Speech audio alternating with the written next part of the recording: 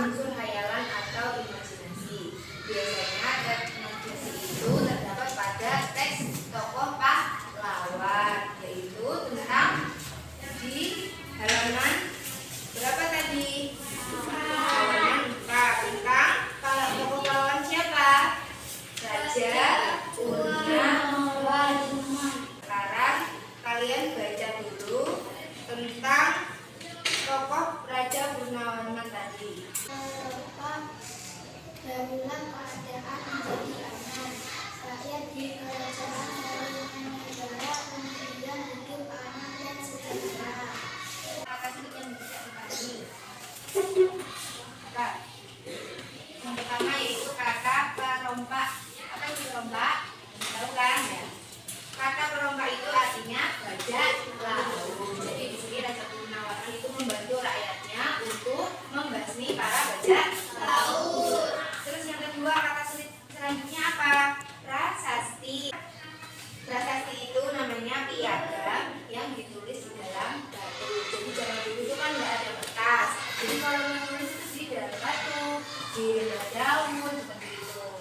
Kemudian cara menggali konstruksi yang tadi adalah menemukan arti kata sulit. Tadi kan kita sudah menemukan kan arti kata sulit tentang apa tadi? Perompak dan prasasti. Kita lanjut pada materi ilmu pengetahuan alam. Nah, sifat-sifat cahaya itu ada berapa sih? Sifat-sifat cahaya itu ada 1.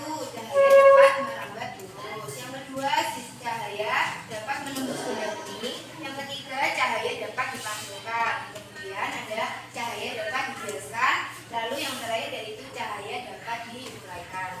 Baik, silakan kalian perhatikan dulu. Di situ kita akan melakukan percobaan. Untuk percobaan yang pertama ada bahan-bahannya. Ada apa saja? Kertas karton. Kalian baca. Yang pertama ada kertas karton, menjepit kertas, kemudian ini apa ini? Sama pen. Jadi untuk yang kelompok pertama akan melakukan percobaan cahaya dapat merambat lurus. Baik. Untuk kelompok yang kedua itu ada bahan-bahannya apa saja?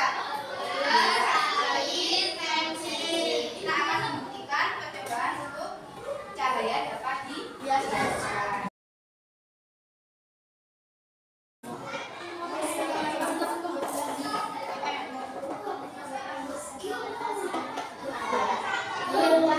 Nah, Ambil gelas lalu isinya dengan air yang telah disiapkan. Kemudian masukkan pensil ke dalam gelas yang telah diisi air. Baik, kalian lihat dulu. Langkah pertama itu apa?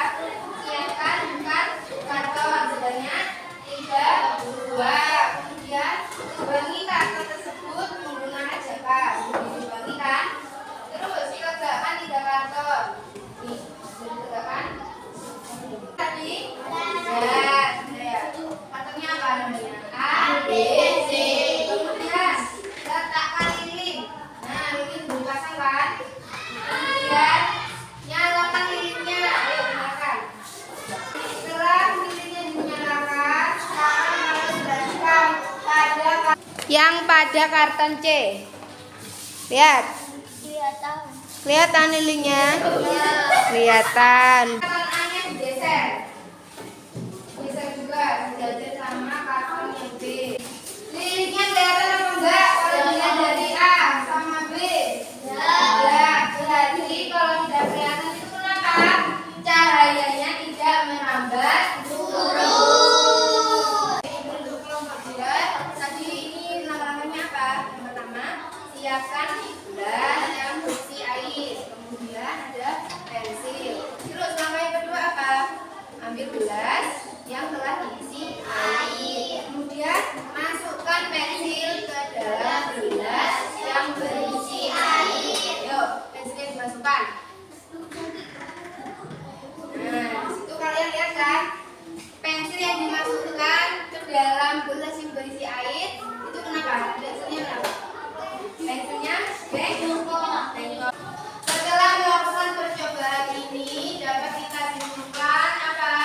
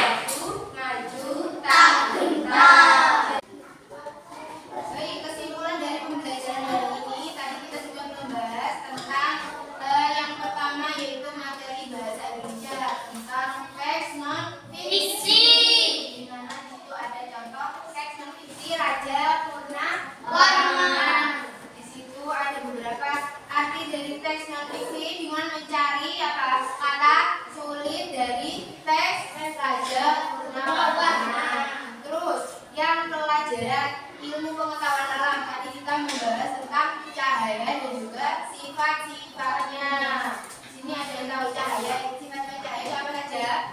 Cahaya merambat lurus, cahaya dapat dipantulkan, cahaya dapat diuraikan, cahaya dapat dibiaskan. Yang terakhir adalah cahaya dapat menembus benda bening. Apa?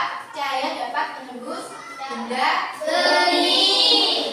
Terus yang terakhir tadi kita membahas tentang apa? Menyanyikan lagu Maju Tak Gentar. Itu kita tadi belajar tentang apa? Mencari tempo dan juga tinggi rendah nada pada lagu Maju Tak Gentar. Mana tadi lagu Maju Tak Gentar mempunyai tempo yang cepat. Terus tinggi nadanya tadi apa? Riang dan gembira. Baik, setelah melakukan materi dan juga percobaan pada hari ini, Ibu akan mengajukan 2 pertanyaan. Siapa yang mau bertanya? Yang pertama, siapa namanya? Oke, silakan. Mau bertanya apa? Nah, kenapa pensil yang dimasukkan ke dalam air tadi bengkok? Tadi kan sudah melakukan percobaan. Nah, tadi melakukan percobaan apa? Pensil yang dimasukkan ke dalam air itu tampak bengkok. Kenapa alasannya? Karena apa? Ada yang tahu? Tidak. Jawabannya adalah karena udara yang masuk memiliki kerapatan yang lebih kecil daripada air. Jadi udara yang masuk pada gelas yang berisi air tadi itu nggak rapat. Jadinya pensilnya tampak bengkok. Terus ada lagi yang bertanya? Ya, ayo. Nah, tadi pertanyaannya kenapa salah satu karton yang digeser itu lilinnya tidak terlihat? Karena cahayanya tidak merambat lurus. Kalau misalkan tadi ketiga karton tadi sudah disusun ya, jajak, itu lilinnya terlihat apa enggak? Terlihat. Berarti itu menunjukkan bahwa cahaya dapat merambat lurus. Silakan kalian kerjakan lembar soal yang sudah Ibu berikan ini. Ayo, waktunya 10 menit.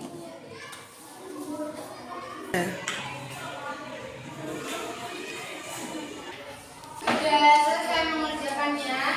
Akan mengumpulkan ke depan.